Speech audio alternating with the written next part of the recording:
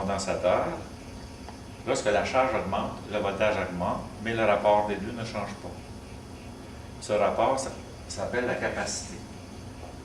On a vu que dans le cas du gros condensateur, eh bien, le rapport de la charge sur le voltage était de 9,9 microcoulombs par volt. Alors que dans le cas du petit condensateur, le rapport était de 5,22 microcoulombs par volt. On peut voir tout de suite que ce rapport-là dépend de la géométrie du condensateur. Et le rapport de la charge sur le voltage, ça s'appelle la capacité.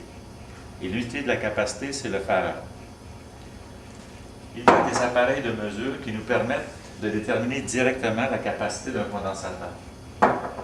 Alors, on a ici un multimètre qui est capable de mesurer la capacité du condensateur.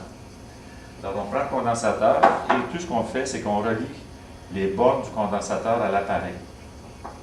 Et l'appareil nous donne une lecture de la capacité.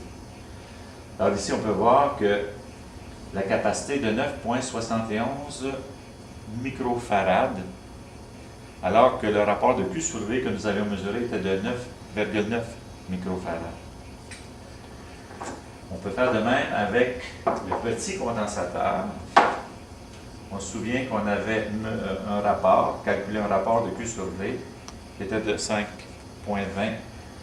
microfarad. Alors, si on regarde ici, la valeur affichée est de 9,93. Alors, ce qu'il faut retenir, c'est ceci. Le rapport de la charge sur le voltage d'un condensateur demeure constant. Ce rapport-là, ça s'appelle la capacité. Les unités, c'est des coulombs par volt. Si un condensateur a une capacité de 1 coulomb pour 1 volt, on dit que sa capacité est de 1 farad.